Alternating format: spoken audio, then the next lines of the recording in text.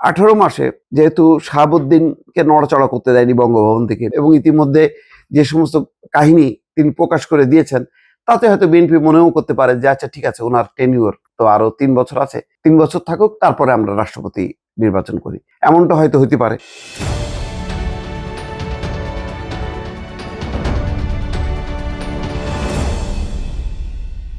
রাষ্ট্রপতি শাহাবুদ্দিনের ঝড় তোলা সাক্ষাৎকারের দ্বিতীয় পর্ব প্রকাশ করেছে কালের কণ্ঠ।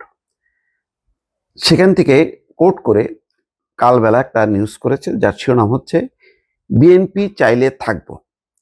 কেন এই কথাটা বলছেন? এর আগে তিনি বিদেশি একটা গণমাধ্যমকে বলেছিলেন যে তিনি এই পদে থাকতে চান না, নির্বাচিত সরকার আসলে তিনি চলে যেতে চান। তিনি বলছেন যে গত 18 মাসে অন্তর্বর্তী সরকার আমাকে যেরকম মানসিক চাপ দিয়েছে, সে কারণে আমার এক ধরনের মনে ক্ষোভ জন্ম নিয়েছিল। তখন আমি বলেছিলাম এভাবে রাষ্ট্রপতি থাকা যায় না, চলে যেতে ইচ্ছা করে। কিন্তু এখন যদি সরকার চায় তাহলে তিনি মানে যদি বিএনপি চায় তাহলে তিনি যাবেন, আর যদি না চায় তিনি চলে যাবেন, আর বিএনপি না চাইলে তিনি নিজেই সম্মানজনকভাবে সরে যাবেন, এই কথা তিনি বলছেন। অর্থাৎ দুইটা অপশনই খোলা রাখলেন। রাষ্ট্রপতি শাহাবুদ্দিন প্রধান উপদেষ্টা ডক্টর মোহাম্মদ ইউনূস সম্পর্কে যা বলেছেন তাতে বিএনপির ক্ষুব্ধ হওয়ার কোনো কারণ নেই, বরং রাষ্ট্রপতি শাহাবুদ্দিন যেমন ক্ষুব্ধ, প্রধান উপদেষ্টা ডক্টর মোহাম্মদ ইউনূসের নানা বক্তব্যে বিএনপিও কিন্তু ক্ষুব্ধ। শাহাবুদ্দিন যেমন ক্ষুব্ধ ইউনূসের প্রতি, বিএনপিও ক্ষুব্ধ। সুতরাং এখন আমার ধারণা যে বিএনপি একটা মাঝামাঝি লাইন নেবে। বিএনপি পার্লামেন্ট হবে, পার্লামেন্টের পর তার মতন করে তারা রাষ্ট্রপতি নির্বাচন করবে। ঠিক ইমপিচমেন্ট করা বা চাপ প্রয়োগ করা, অসম্মানজনক কোনো কর্মকাণ্ড করা, এটা করবে না।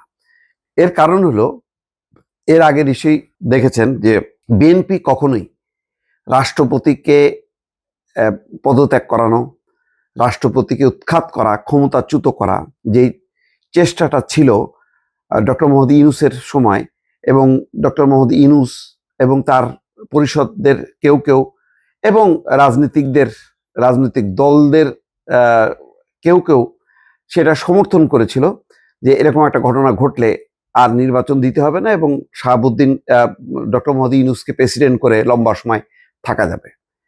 তো সেই চেষ্টাটা সফল হয়নি 3টা কারণে, যেটা শাহাবুদ্দিন বলেছেন যে বিএনপির শীর্ষ নেতৃত্ব তার পাশে ছিল, সেনাপ্রধান, নৌবাহিনী প্রধান, বিমান বাহিনী প্রধান, সশস্ত্র বাহিনী বিভাগের 3 জন শীর্ষ কর্মকর্তা তার পাশে ছিল, বিদেশি কূটনীতিকরাও তার পাশে ছিল। কেউ এইভাবে রাষ্ট্রপতি চলে যাওয়ার মধ্য দিয়ে বা পদত্যাগের মধ্য দিয়ে একটা সাংবিধানিক সংকট তৈরি হোক, এটা কেউ চায়নি।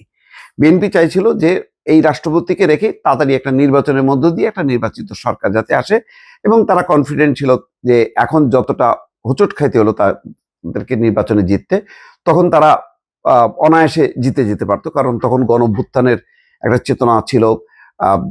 বিএনপিকে কেউ দোষারোপও করে নেই চাঁদাবাজি, দুর্নীতিবাজ, দখলবাজ হিসাবে।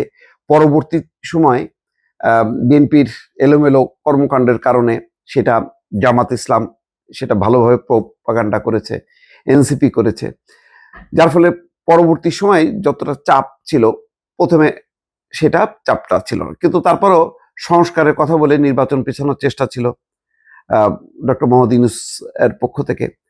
সেই কারণে বিএনপি ধৈর্য ধরেছে, কিন্তু ভেতরে ভেতরে তারা বিরক্ত হয়েছে।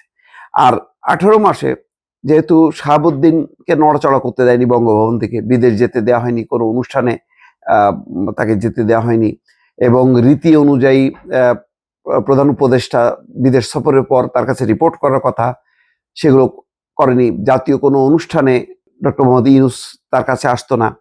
অর্থাৎ সাংবিধানিকভাবে সে দায়িত্ব পালন করলেও, শেখ হাসিনা নিযুক্ত রাষ্ট্রপতি হবার পরও তিনি সংবিধানের ধারাবাহিকতা বা বিধি এর বাইরে তো তিনি যাননি। ফলে সেই কারণে যে ডক্টর মোহাম্মদ ইউনূসের তার প্রতি যে একটা কৃতজ্ঞতা, ধন্যবাদ দেয়া বা মিনিমাম যে একটা কার্টিসি মেনটেন করা, সেটা ডক্টর মোহাম্মদ ইউনূস করেনি। তো সেই কারণে রাষ্ট্রপতি শাহাবুদ্দিন অসন্তুষ্ট হতেন। তার বিদেশি দূতাবাসগুলোতে একেবারে এক রাতের মধ্যে সমস্ত ছবি সরানোর ঘটনাও তিনি জেনেছেন, এবং এই ব্যাপারেও তিনি ক্ষুব্ধ হয়েছেন। পররাষ্ট্র উপদেষ্টার কাছে চিঠিও লিখেছে, কিন্তু পররাষ্ট্র মন্ত্রণালয় বা উপদেষ্টা নিশ্চুপ থেকেছে। সব মিলায় তার মধ্যে একটা অশান্তি ছিল যে ঠিক আছে, তিনি কোনো রকমের নির্বাচনে পরপর চলে যাবেন। এখন যেহেতু বিএনপি কখনো তার প্রতি অসৌজন্যমূলক আচরণ করেনি, আন্তরিকতাই দেখিয়েছে, সুতরাং এখন তিনি, বিএনপি যদি চায় তিনি থাকবেন, না চাইলে থাকবেন না, এমন একটা মনোভাব। এবং ইতিমধ্যে যে সমস্ত কাহিনী তিনি প্রকাশ করে দিয়েছেন, তাতে হয়তো বিএনপি মনেও করতে পারে যে আচ্ছা ঠিক আছে, ওনার টেনিউর তো আরো 3 বছর আছে, 3 বছর থাকুক, তারপরে আমরা রাষ্ট্রপতি নির্বাচন করি, এমনটা হয়তো হতে পারে। এখন রাজনীতিতে শেষ বলে তো কোনো কথা নেই।